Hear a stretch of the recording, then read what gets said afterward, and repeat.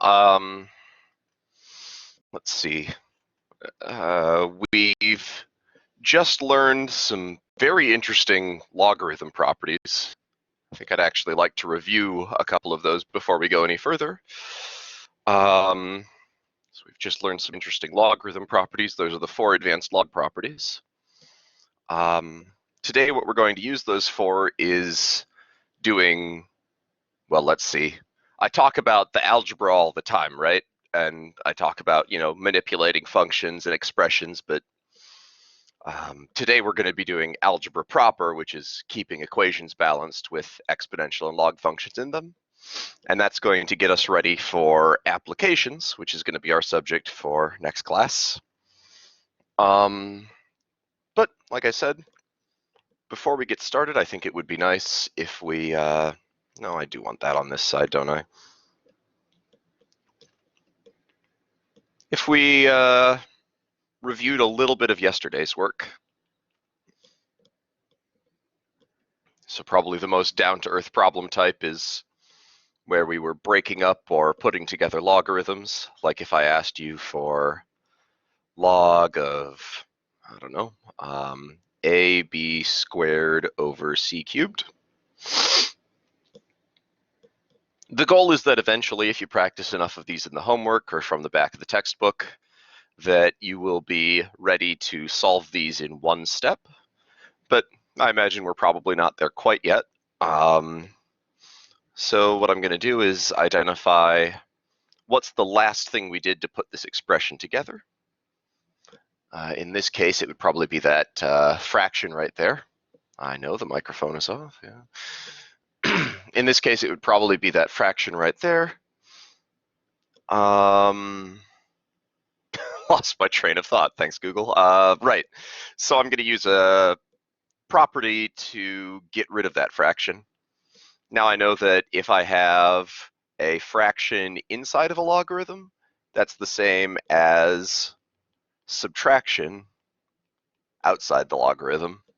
Dividing the inputs is the same as subtracting the outputs, because logarithms are the opposite of exponential functions. This is the opposite of the idea that b to the power of m minus n is the same as b to the m divided by b to the n. So these are really the same property. For exponents, if you subtract the inputs, that's the same as dividing the outputs here. For logarithms, if you divide the inputs, it's the same as subtracting the outputs, because the inputs and outputs switch places because those functions are inverses of each other. So I'm going to be using that top log property there. That's called the quotient property for logs. And that means that I can rewrite this function as log of ab squared minus log c cubed. And then if I want ab squared here, there's a multiplication right there. So my next step is probably going to be to rewrite that with my next log property. Log of xy is, of course, log x plus log y. If I multiply the inputs, that's the same as adding the outputs of a logarithmic function. So here I have inputs multiplied, and I'm going to switch them to outputs added. Log a plus log b squared minus log c cubed. And of course, I'm reviewing these properties now because they're going to come in handy as we're solving equations later today. One more thing I could do here is that I know the logarithm of an exponent. An exponent inside of the logarithm is the same as a coefficient outside the logarithm. So this is the same as a times log of x. So I can rewrite this equation log a plus, whoops, 2 log b minus 3 log c. And now, when I say we could jump from the first step to the last step once we have a little more practice, what I mean is over here you've got a and b squared in the numerator and c cubed in the denominator. And when you're done, you have a is positive, 2 log b, corresponding to this 2, is positive. And since c was in the denominator and had an exponent of 3, we've got 3 copies of log c in the end, and they're all negative. So it's when we applied these one at a time, it felt like the order of operations really mattered. It felt like which order we did these in was important. I did the last thing first and broke it down piece by piece. AB squared, first I had to multiply to get that, so I broke it down into A plus log of B squared. But in the end, it turns out we could have done this in a different order and gotten this same answer. I could have off the B squared first, or I guess I couldn't do the power rule first, but the product and quotient rules are pretty much interchangeable. And so it's feasible to jump straight from here down to here. I'd like to do one more example before we go on. This is a little bit like review and a little bit like new material. It's something I didn't quite get to cover yesterday that I'd like to. So here, let's say that I had log base 8 of x plus, how about 5/2 log base 8 of y, all divided by log base 8 of 7. So the first thing I want to do is take this 5/2, and we're going to move that inside as an exponent. When I'm inside as an exponent, I could write y to the 5/2, of course, or if I don't like how that looks, just aesthetically, I could also write the square root of y to the 5th, which I think is a little bit neater than writing the fraction exponent. But you see, of course, those are the same because y to the 5/2 is the same as y to the 5th to the power of 1/2. These are nested exponents, so all three of these expressions are really the same. Oh, hey, would you look at that? Welcome. A few more people today than last time.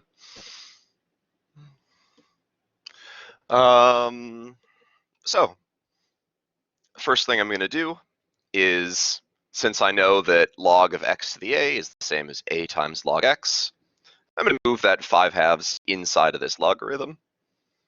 So I can rewrite this expression as log 8x plus log base 8 of, and I think I will just write y to the 5/2.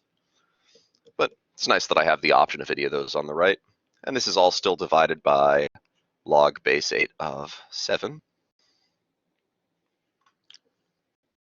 So now here I'm going to be going the opposite direction from the previous example. I'm using the same identity, log of x times y. If I put a product inside of any logarithm, that's the same. So I'm multiplying the inputs. That's the same as adding the outputs. And that only works one way. This is log base b of x plus log base b of y. I think maybe English is not the right language for capturing the mathematical subtlety here. I've talked about how this goes both ways, and I've also talked about how it works both only one way. So here's what I mean by it only works one way. I cannot write log base b of x plus y. This is nothing. I certainly can't simplify it. So this is going to cross this out as much as possible. This is very much not inequality. This is not the same as log base b of x, I don't know, times log base b of y. This is very much not true.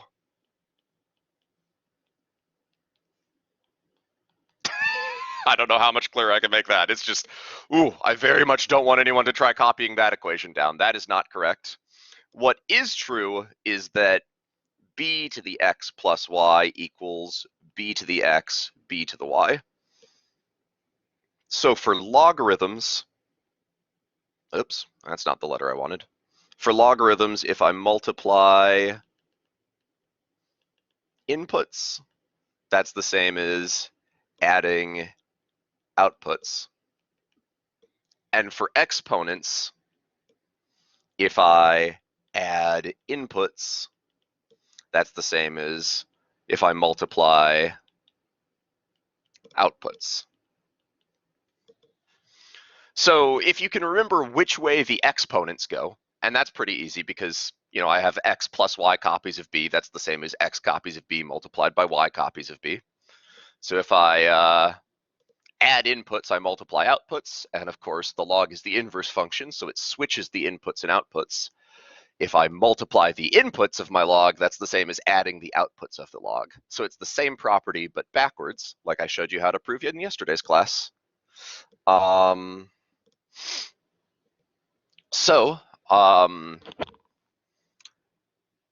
When I say that this property can be applied in two ways, I don't mean that we can do this. This orange equation is wrong, wrong, wrong, wrong, wrong. But when I say it can be applied in two ways, I mean in the previous example, I found an example of, let's see if it scrolls up here. The lag on this is amazing. In the previous example, I had the log of multiplied inputs and I changed it to added outputs. So I changed it from multiplied inputs to added outputs right here. But here I'm going to do the opposite. I'm going to change added outputs into multiplied inputs, if my screen loads. So what I mean when I say it goes two ways, I don't mean we can do the orange thing. I mean that I can go either direction between the two sides of this equation. So here, I'm going to change the sum of two logarithms. Now it's important, these do have to have the same base, but the bases are both 8. So since the bases match, the sum of these two logarithms is the same as log base 8 of x times y to the 5/2.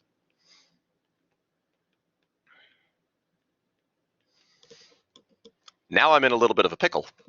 I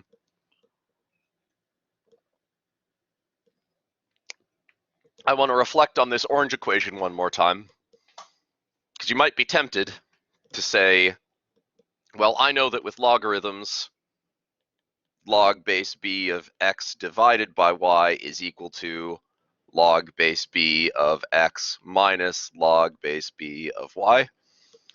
And at first glance, it feels like this is the one that's going to apply here, because there's a quotient. But this is not the property that applies here, because this quotient, this is a divide inside, and this is something else entirely. This is a different animal. This is divide outside. In other words, I say if I divide the inputs, that's the same as subtracting the outputs. If I divide the outputs, that's something else entirely. And we need our fourth and final log property. This is the weird one, the one that isn't cousins with the first three.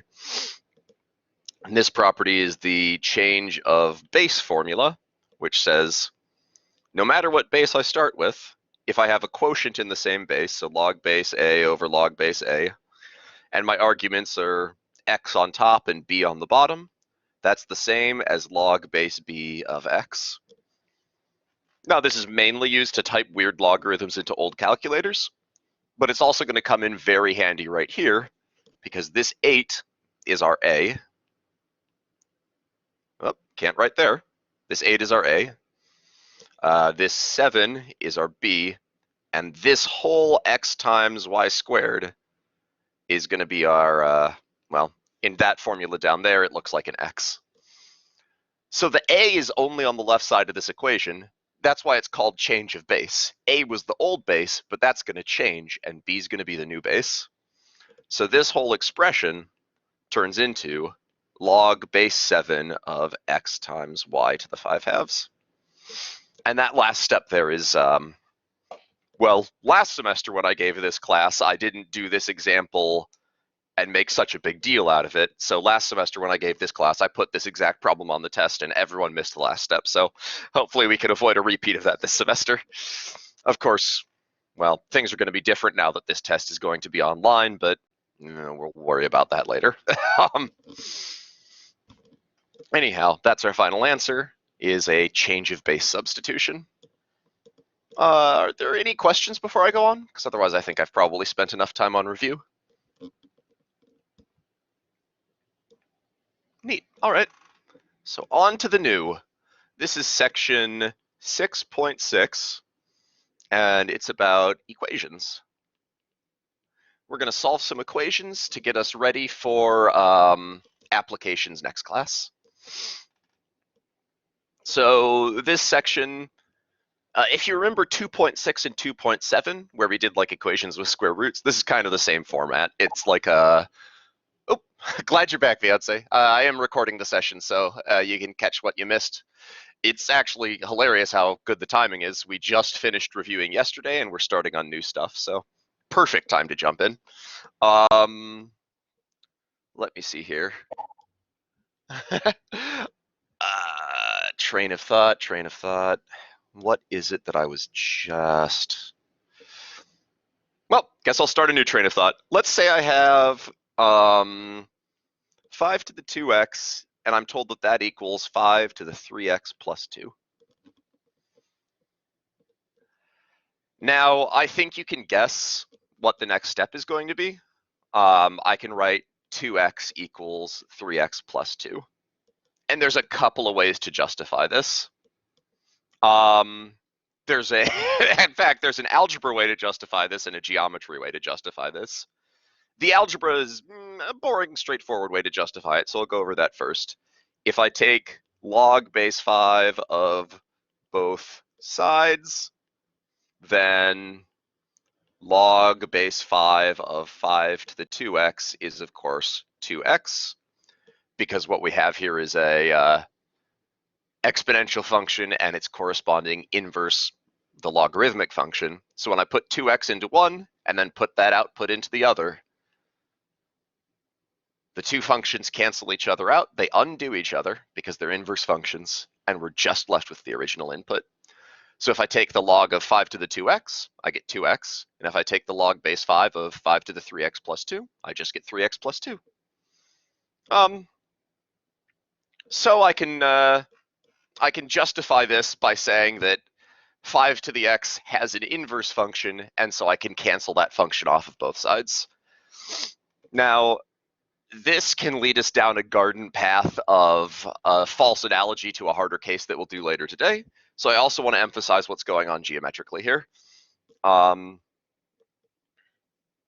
the other hand, here's the function y equals 5 to the x.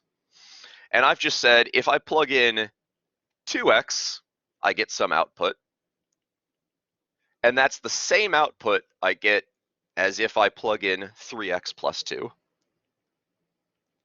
But the thing is, this output only occurs once.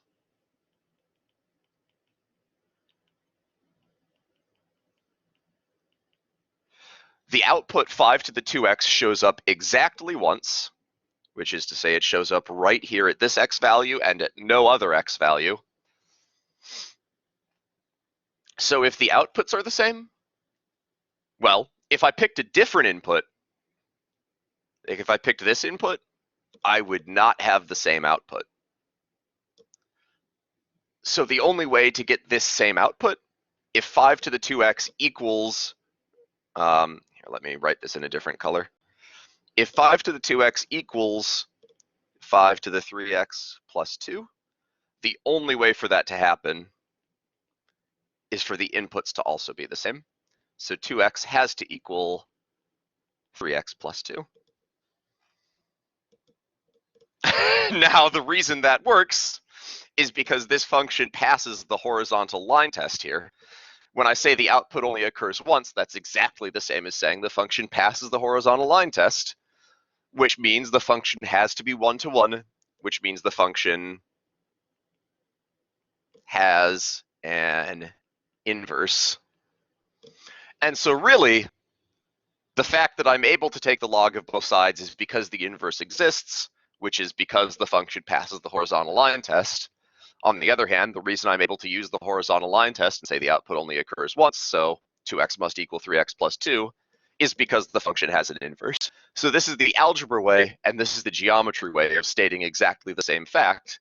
But personally, I find it amusing in kind of a dry way that these two explanations are so very different looking from each other, and yet they really rely on exactly the same information.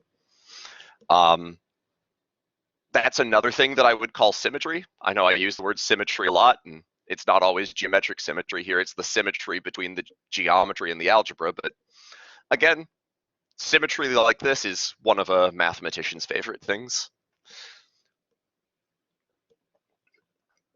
because it's so neat, the kind of unexpected things that you can deduce from it.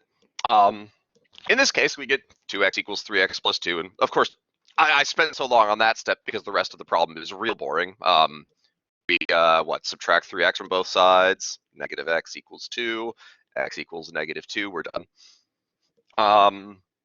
But the meat of this problem is I just want to justify this step right here. And we can justify it either way. And I think that if you meditate on the way that these two justifications are really one and the same, that'll get you closer to kind of the underlying point of this entire semester. But I mean, that's something that just takes some time to think about. So while that's sinking in, let me go ahead and show a couple of variations of this problem. Now that we've seen the basic mechanism, we can riff on it a little bit. Like if I said 3 to the 2x minus 6 is equal to 81, oh no, what am I going to do here? If I just had the same base on both sides, like the reason this worked up here was we had the same base, so I need the same base. Excuse me, I need the same base on both sides. And what I'm going to do is, fortunately, I recognize 81. It's a good friend of mine. 81 is 9 squared, but more importantly, it is 3 to the 4th power, because 9 is 3 squared and 81 is 9 squared. So 3 squared times 3 squared is 3 to the 4th. And as soon as we have the same base, well, then of course we can just from now on, I'll probably use the easy justification. I'll say, let's take the log base 3 of both sides. And the reason I'm going to say that, the reason I'm going to spell out that I'm taking log base 3 of both sides is because I like that better than cancel out 3. This explanation I don't like as much. I'm going to cross that out. It's technically, I mean, it's not wrong, but I think it's misleading. Because here's why I think this is misleading. If I had 3 squared plus 3 to the x equals, I don't know, 3 to the 3x minus 1, it does not follow that 3 to the, oh, no, I don't want that. It doesn't follow, I can't just cancel out the 3. I don't get 2 plus x equals 3x minus 1. So this line is wrong. And the reason for that is if I take the log of the left side, log of 3 squared plus 3 to the x is not the same as 2 plus x. I have no way of getting rid of this. Like I said before, no way of getting rid of that addition inside the log. Addition inside the log goes nowhere. It's not the same as like multiplication outside or anything because the relationship doesn't work that way. So this equation right here, this one, this is an unsolvable equation. Which is why I just want to point out we can't just cancel out the 3. I'm taking the log base 3 of both sides, and that allows me to write 2x minus 6 equals 4. It's a fine point, but I think it's worth noting explicitly, just so that we don't try to cancel out something we can't cancel out.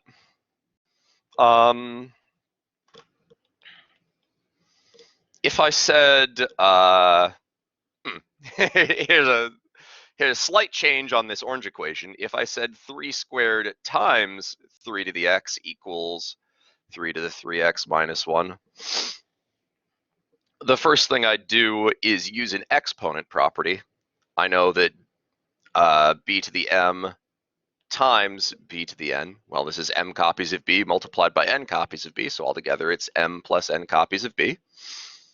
So first I would rewrite the left side as 3 to the 2 plus x. Come on, scroll. And then I would get 2 plus x equals 3x minus 1, and then we can finish solving from there, however that goes.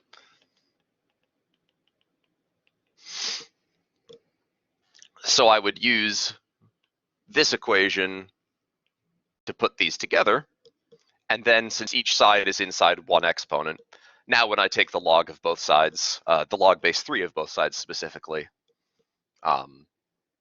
we just get the 2 plus x and the 3x minus 1 by themselves. One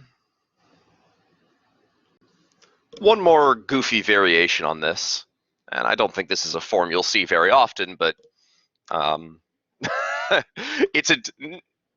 take that back. It's entirely possible that this will be on your last test or your final.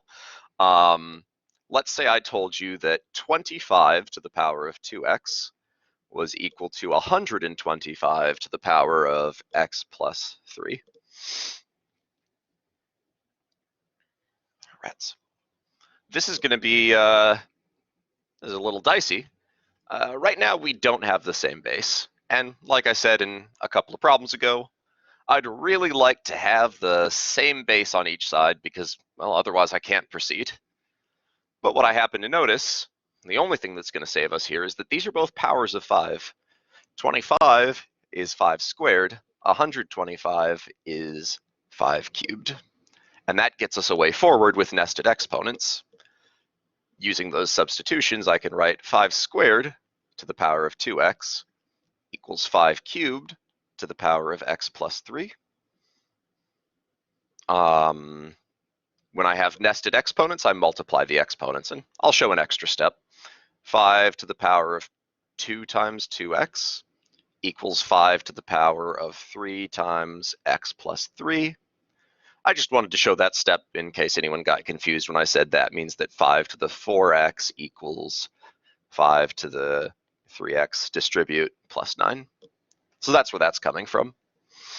Now I can take log base 5 of each side.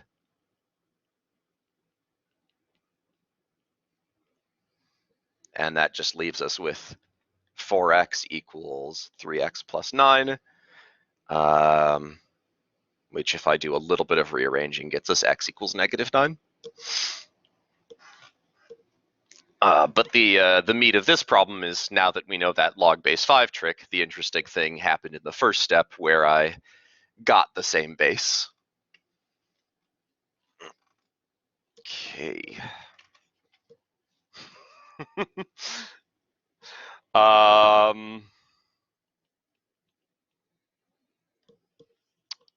Yeah, why not? Let's do this. So that's the good news here is that 25 and 125 were both powers of 5, and so we were able to go on. I tell you what, I'm going to start a new example. Let's say that 3 to the power of x plus 1 equals 2 to the power of 2x plus 5.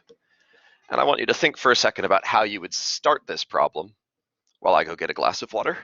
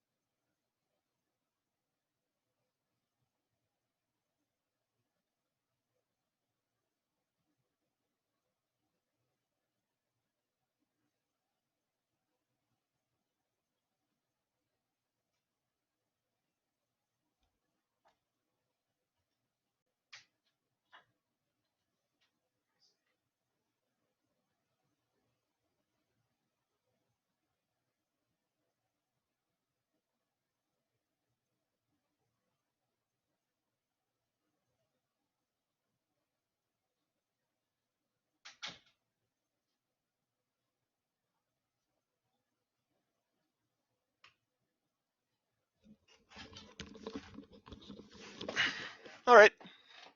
How did I get -9? You got... Well, that's certainly weird. How did I get negative?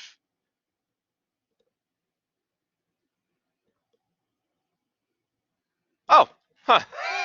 You know what I did is the problem I wrote on my iPad is different from the problem I had in my notes. That's how. So you're right. The answer is +9. Thanks for catching that, Savannah.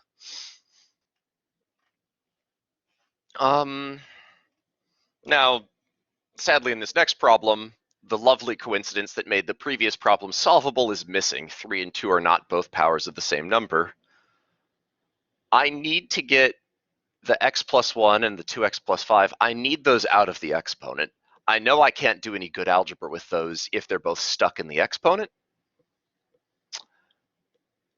And the trick I used before of just taking the log of both sides to cancel out the exponents, well, that doesn't help us this time.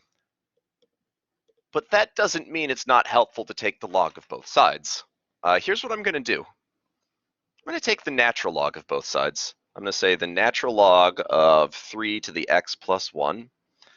That's an ln equals the natural log, it's French, log natural, of 2 to the 2x plus 5. I'll warn you now, this is a long problem. Because my next step is to say the power property applies. I know that no matter what the base, the log of x to the a equals a times the log of x. So I'm going to do the same thing over here. I'm going to use that power property to move these exponents out of the logarithms. I couldn't just cancel out the bases because the bases are different, but this is the next best thing is I can move those exponents outside, and that means they are now coefficients. So I have x plus 1 times natural log of 3 equals 2x plus 5 times natural log of 2. I want to point out the natural log of 3 is, man, why don't I just give you exact numbers? I have a calculator right here. What is the natural log of 3? I should have this memorized, shouldn't I? Okay, it's about 1.0, it's about 1.1. It's 1.09861, and then it goes on forever after that. And the natural log of 2 is about 0.693. The only reason I'm pointing this out, we're not going to substitute those in, God forbid. No, I don't want to do this with decimals. That would be worse. But this is about 1.098, and this is about 0.693. The reason I put those in is we're so used to dealing with logarithms as functions at this point, I fear, that you might have forgotten. Originally, the purpose of logarithms was just to be a different notation to write exponential facts in, which is to say, when I write natural log of 3, that's the same as log base e of 3. Well, this is the same as answering the question e to what power equals 3. And that question mark is, well, the natural log of 3. So this is just some number. In this case, it turns out e to the power of 1.09861 ... equals 3.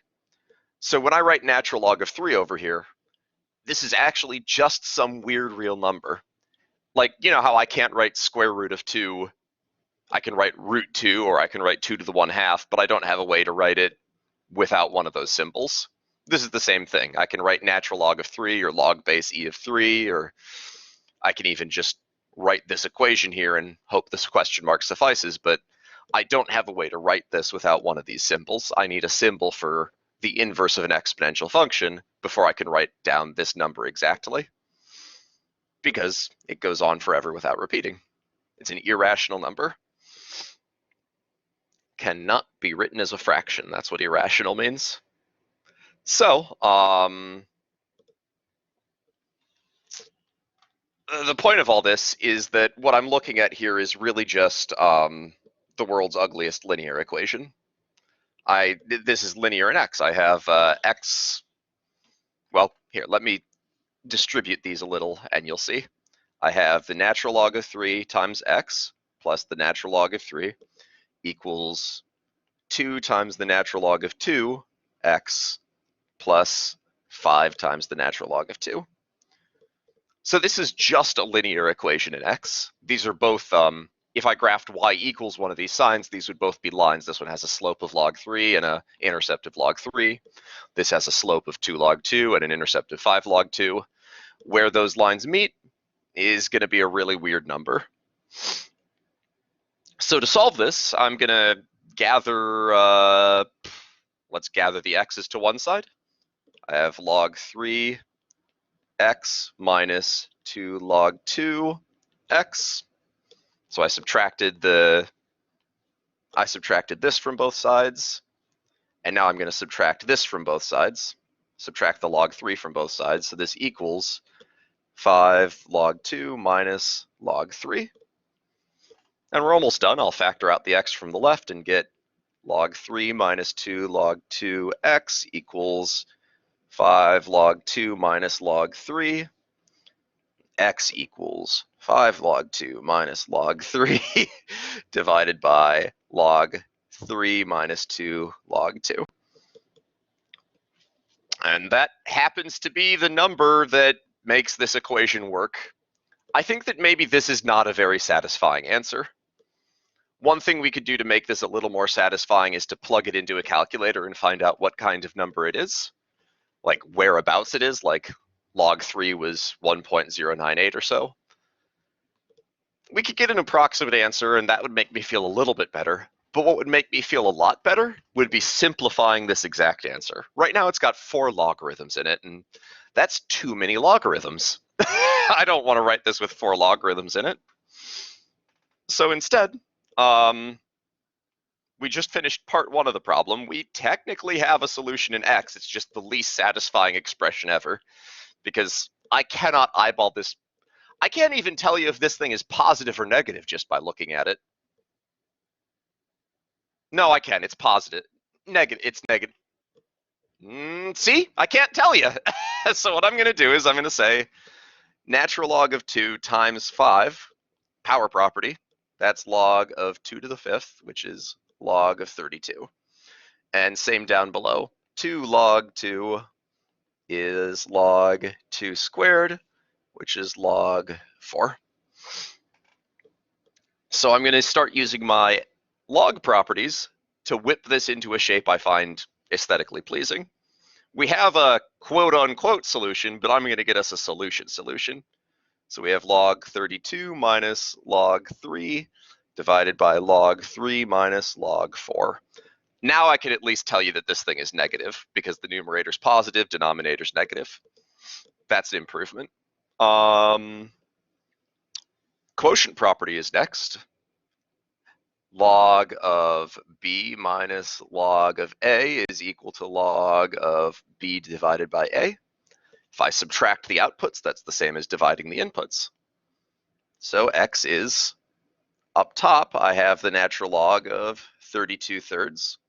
And down below, I have the natural log of 3/4. And now we're almost done.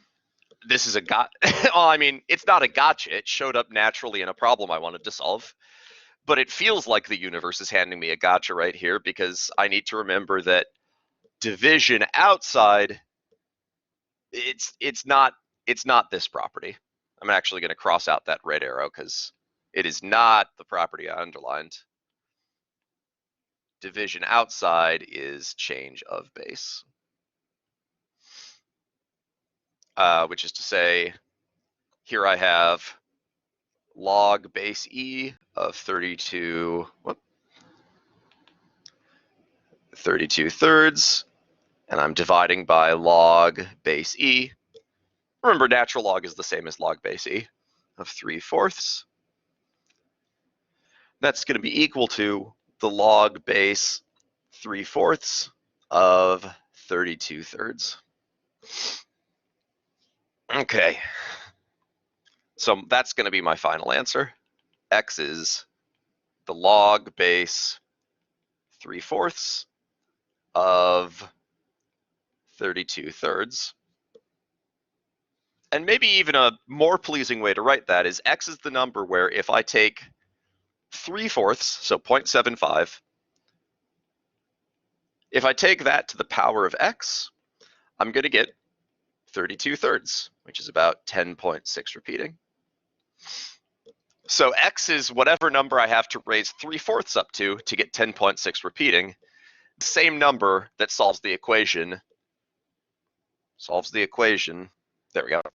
3 to the x plus 1 equals 2 to the 2x plus 5. Now I can say, oh, x is the number where if I raise 3/4 to the power of x, I get 10.6 repeating. That's better than what we had before. It's still a really weird number. First off, 3/4 is less than 1, so I know that x is going to be negative. But if I tried to turn 4/3 into 10.6, I'm guessing x is negative, and it's probably around -7 or -8, maybe bigger, maybe -10. But at least we have an approximation now, and at least we know this is the simplest possible expression I can write that contains x. I can't write anything simpler that contains x, so that's about as far as I want to go with this problem. But it's a nice review of those log properties again. Especially that sneaky change of base formula in there, all making you think that it's a quotient property and such. You might want to practice a few of these just so you can make sure you can tell the quotient property apart from the change of base property in terms of when each one is appropriate, because that's a heavy judgment call right there. Well, that concludes that example. Does anyone have any questions for me there?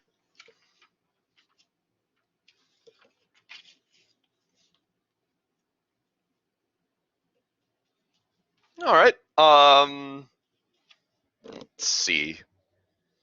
Got a few more things to show you today. What do we have? Half an hour? Plenty of time. If I gave you something like 3e to the 0.5t equals 11. I want to think about this in terms of shoes and socks again. And for those of you who weren't here when I introduced that metaphor, in the morning when you get dressed for work, you put on your socks and then you put on your shoes. I don't think any of us put our socks on over our shoes. That'd be weird. But when you get home in the evening, first you take off your shoes and then you take off your socks. So whatever the last thing you put on is, that's the first thing you take off. You have to take off your coat before you can take off your shirt, you know? And this is the same thing. The very last thing I did to get this expression here was multiply by 3. So the very first thing I will undo is, I'll divide by 3. So I get e to the 0.5t equals 11/3. And then I have, so the only difference between this and the equations we solved months ago is now there's an exponential expression in there. And once again, I have two very different but very satisfying ways of resolving this problem. I could take the natural log of both sides.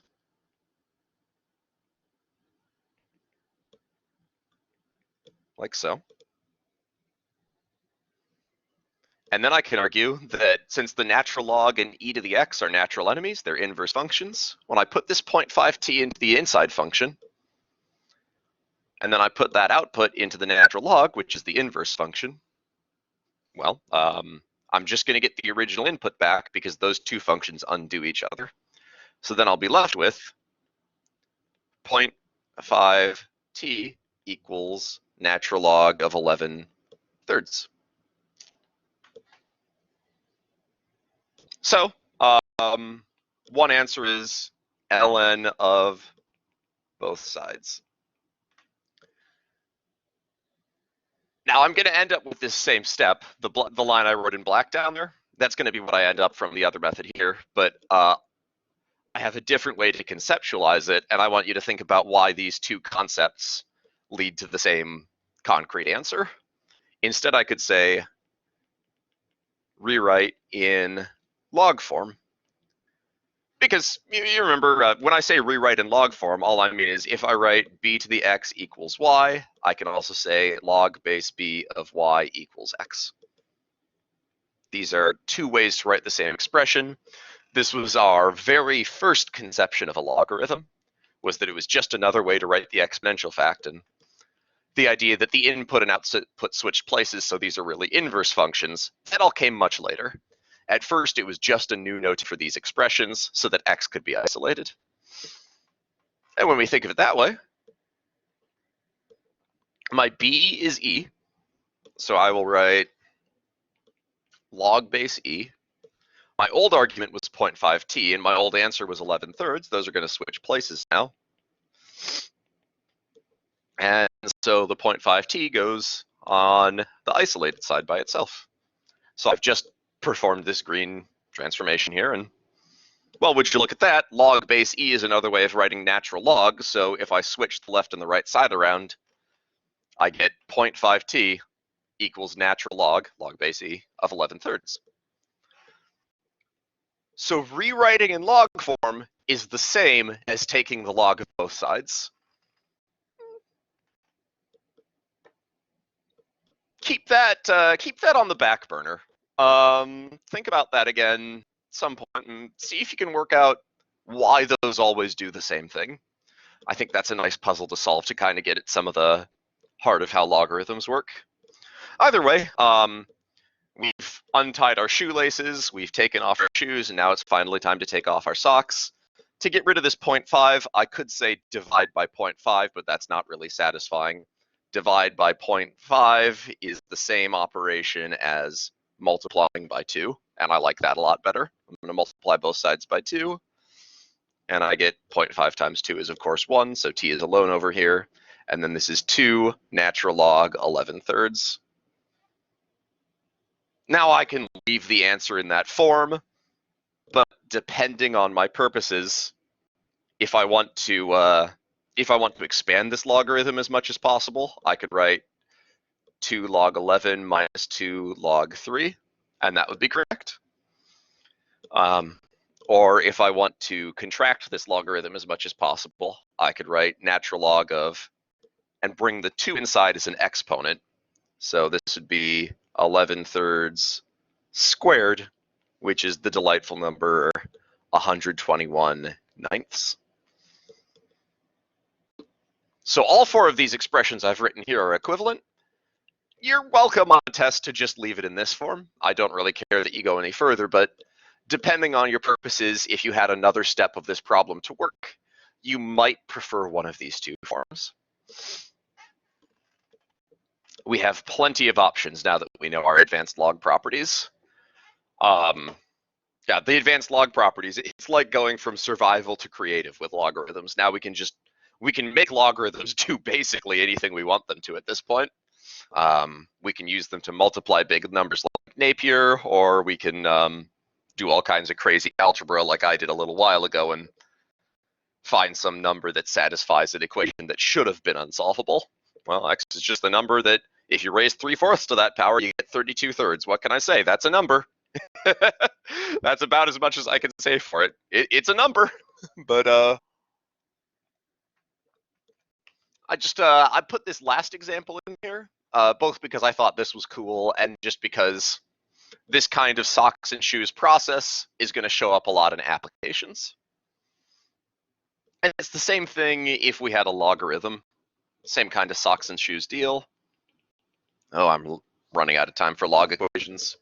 Well, that's all right. I don't have too many. If I had to, well, not ln, I actually want log this time. So I haven't written a base here. And whenever I don't write the base, I'm implying that the base is 10. So this is a common log.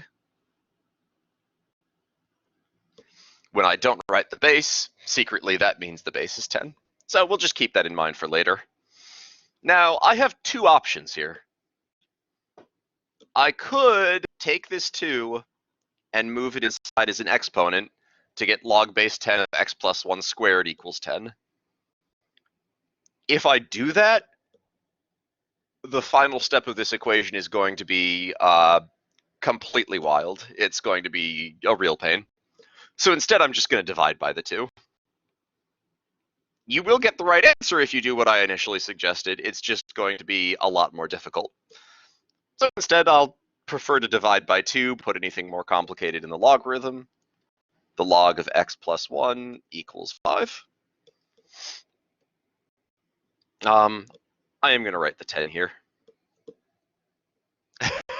Because this is fun. There's 2 ways to conceptualize this once again. I could say 10 to the power of log of x plus 1 equals 10 to the power of 5. So take 10 to the power of each side. Now, these 2 guys right here are inverse functions, those 2. And so I get my original input back. I get x plus 1 equals 10 to the 5th. Or I could say, rewrite as an exponential fact, rewrite an exponential form, and then I would say, well, 10 is the base, take it to the power of the old answer, which is 5, and you get the old argument, which is x plus 1. So rewriting the log form as exponential form is the same as taking an exponential function and plugging both sides into it and making their answers equal. Once again, the fact I'm allowed to do this at all is because this is a one-to-one function. That's what powers both of these. Just like in that graph I drew you at the beginning of. Question? Could you show what you just said? Like, could you write it down? Oh, yeah. I'm saying when I rewrite as exponential function, b to the x equals y is the same as log base b of y equals x. So in this case, the 10 is the b, the x plus 1 is the y, and the 5 is the x. So now it looks like b to the x equals y. So I'm just interchanging between these forms. And that's the same as if, that's the same as what I did on the left here, which is taking 10 to the power of each side. So that's, this is a callback to all the way back up here. Where was it? Yeah, that was a callback to all the way up where I said I could take the log of both sides, or I could just say these cancel out, or I could say, since the function is one-to-one, if the output only occurs once, then the input must only occur once. The fact that I'm able to do this is the same reason I'm able to do the step I just showed, which is that this is a one-to-one function. It's also the same as, yeah, this step here. So that's 3 times today that I've used this symmetry between the geometry and algebra somehow. I guess this is a symmetry between the algebra and the definition, but the 3-way symmetry. Well, ideally, I'd like you to think of this both ways every time you do it. But if you could just remember one of them and how to apply it, I mean, that'll get you through the test, of course. I tend to get really excited about this chapter just because there are so many deep symmetries in logarithms. But you certainly don't need to be as nerdy about it as I am. I just think it's neat. So I have x plus 1 equals 100,000. Does that answer your question? Yes. Okay, thanks for asking. I subtract 1 from both sides, and I get x is 99,999, which is kind of a goofy number to come out of an equation, but what can you do? We have 15 minutes left, 18 minutes left. So I just want to go ahead and plug away at a couple of log equations. Here's something we've seen already today. If I write log base 2 of 3x minus 4 is equal to log base 2 of x plus 2. Well, like that geometry I just scrolled up to, here's the function y equals log base 2 of x. And once again, this is a one-to-one function. If I can plug in x plus 2 and get this output, there's only one output, so there's only one input. If these outputs same, the inputs we use to get them have to be the same. There's no other way to get that same output because, again, this function passes the horizontal line test. Alternatively, I could say take 2 to the power of each side. That's going to cancel out the inverse functions and just leave us with 3x minus 4 equals x plus 2. So whichever way you want to think of it, whether you think of this as, okay, I'll take 2 to the power of each side and then do what I can, or if you want to think of it as, well, I have the same output, so I must have the same input because the function is one-to-one. Whichever way you prefer to think of this step, they're both correct. And if you see they have to stand together, well, that's even better. Now I add 4, subtract x, divide by 2, and we have our answer. Now the thing about logarithms is that I can't plug negative numbers in. X has to be bigger than 0. So whenever I solve an equation with a logarithm in it, it's always a good habit. Here it's not going to be necessary, but it's always a good habit to go back and make sure I didn't end up with a solution that's out here for one of the logarithms. Just because this is positive doesn't mean that these are positive. Just because this is positive doesn't mean that these are positive. So I'm going to just check real quick. Log base 2 of 3 times 3 minus 4.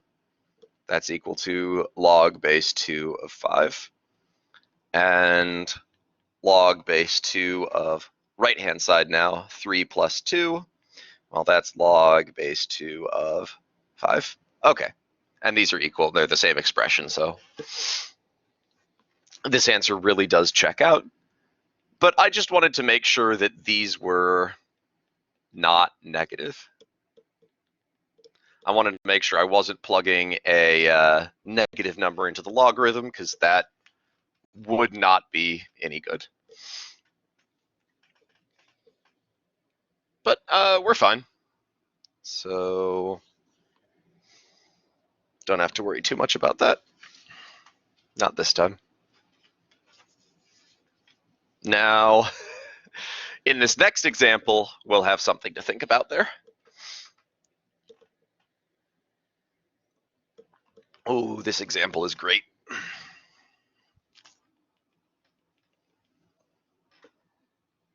I like this one a lot. We're going to try to solve this equation. The natural log of x minus 4 equals the natural log of x plus 6 minus the natural log of x.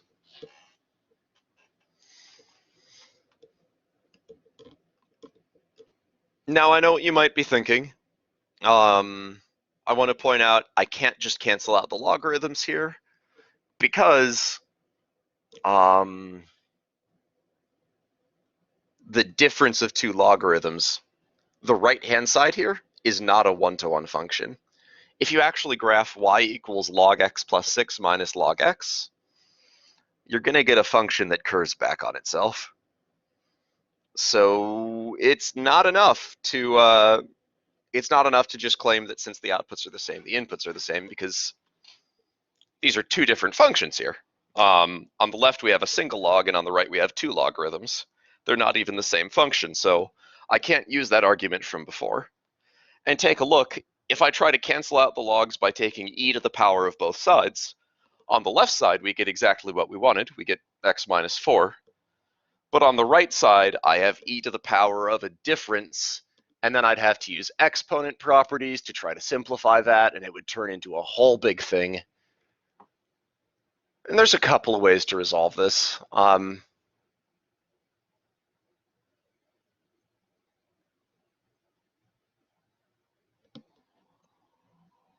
Sorry about that, lost my train of thought there.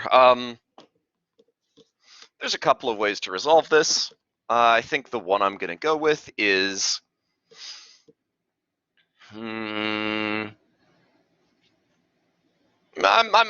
having a little bit of difficulty deciding. I could turn this whole difference into the natural log of x plus 6 divided by x. And then I would have a single logarithm on each side, and I could cancel out the logarithms by taking e to the power of both sides or applying the fact that it's 1 to 1. Then I would have this log equals that. So that'll work. That is a correct solution to the problem. But I think I like it a little bit more if instead I add natural log of x to each side. So I don't have to do this, but I want to because I think the solution gets a little prettier when I do this. And now instead of getting one of these fractions, which I don't love fractions with variables in the numerator and denominator, instead I can turn this addition into the natural log of x minus 4 times x. And that's what I'm going to do. Let's say the natural log of x minus 4 times x equals the natural log of x plus 6. And now since each side is a single logarithm, I can say, well, I can take e to the power of each side, or however you choose to conceptualize it. That's going to get rid of those functions because they undo each other, and I just have x minus 4 times x equals x plus 6. Now, it's been a while since we saw one of these, so let's review where we go from here. I'll go ahead and distribute the x. X squared minus 4x equals x plus 6.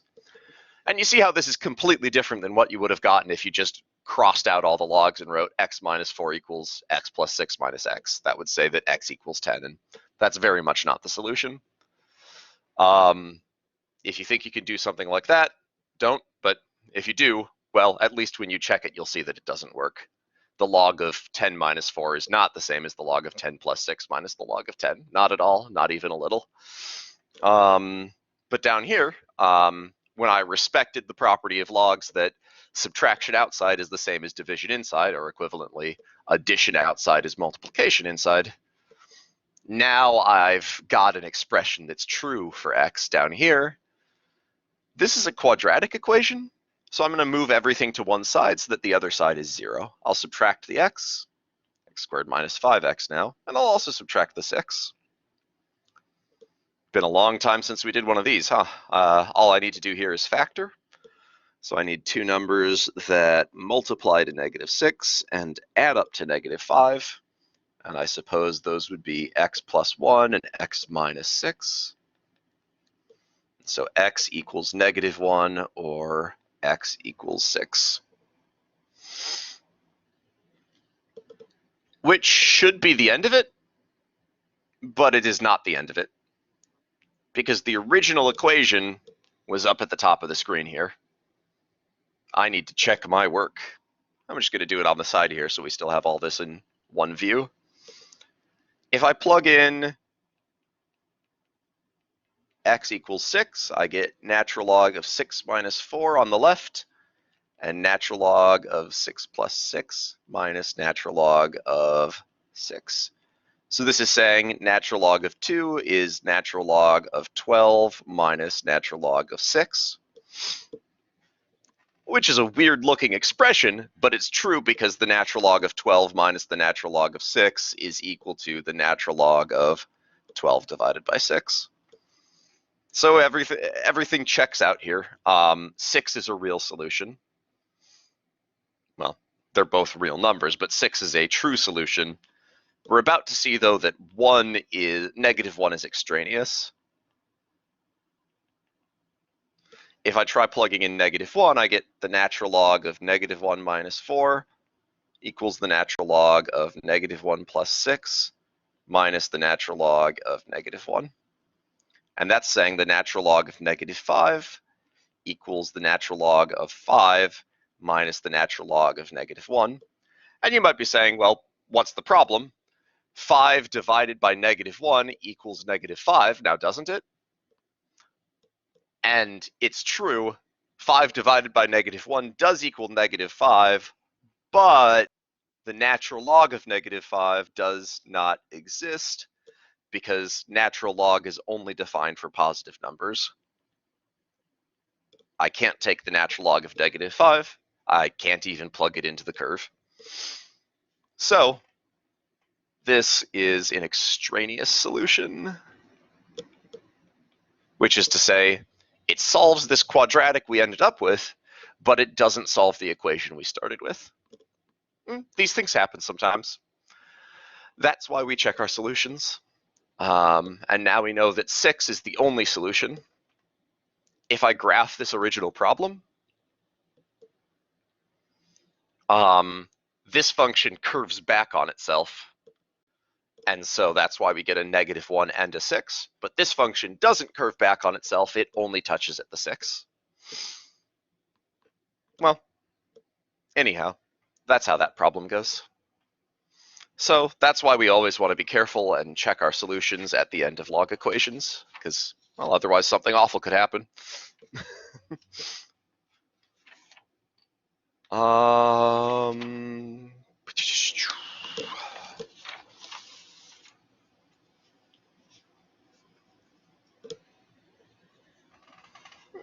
Yeah, it looks like we have time for one or two more of these. Yeah, I want to do this one. This is a good one. This is fun. I like this.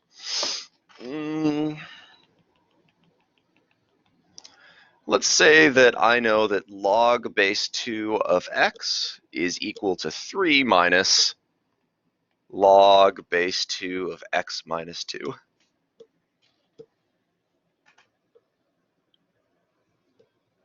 If only that 3 were written as a logarithm.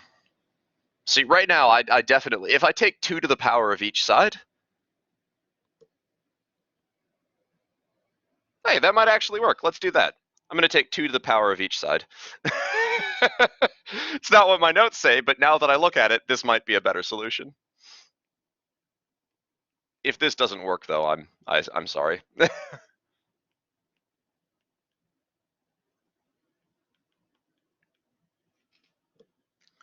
On the left-hand side here, I put x into the logarithm and then into the corresponding inverse exponential function. So when I put this output into that function, I get the original input back. I just get x. Over here, I have a big old monster of an expression, but I can use an exponent fact. My notes have me using a log fact, but I'm going to use an exponential fact. 2 to the b minus a equals 2 to the b divided by 2 to the a. So this is 2 to the third divided by 2 to the power of log base 2 of x minus 2, which is a very long way of saying, well, 2 to the third is 8. 2 to the power of the log base 2 of x minus 2. It's just like we did a step ago. It's just x minus 2. Well, all I need to do now is multiply both sides by x minus 2. And what do you know? This did work. X squared minus 2x minus 8 equals 0. So x equals, I want to say 4 or -2, right? If we factor. Yeah, that's correct.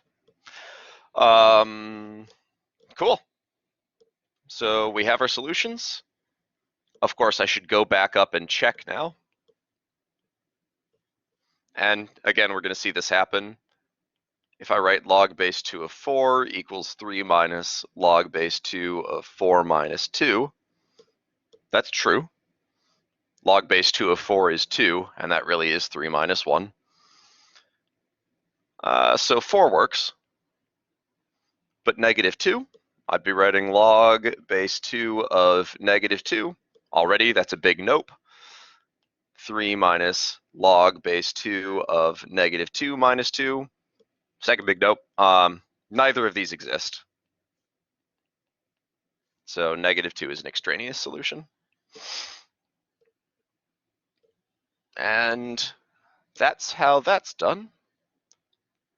Now, I used an exponential property here, and I'd rather use log properties because they're cooler. I mean, exponential properties are more intuitive, but I'm going to take one more go at solving this. So this works. But if instead I had said log base 2 of, and I know we're almost out of time, but this won't take me long. Here's a really neat trick.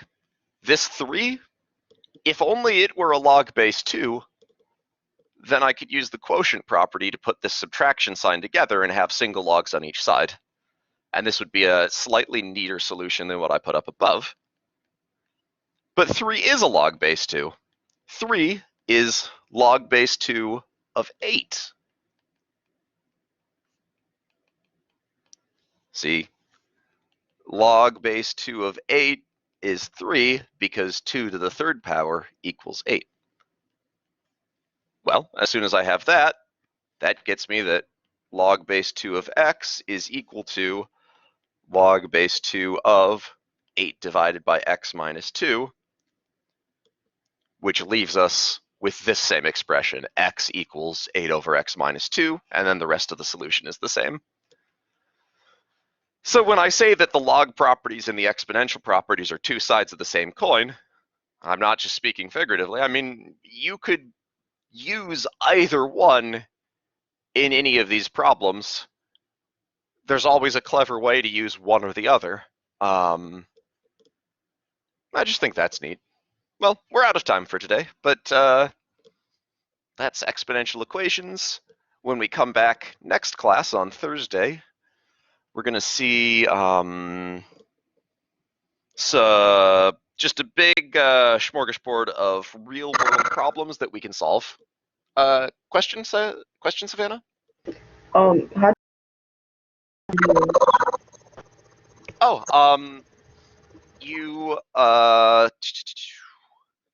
so you go into Collaborate Ultra just like you would be joining one of our lectures, and then up in the so after you leave this section and you're just in the Collaborate Ultra menu, there will be a menu button, those 3 bars on the upper left-hand corner of the screen.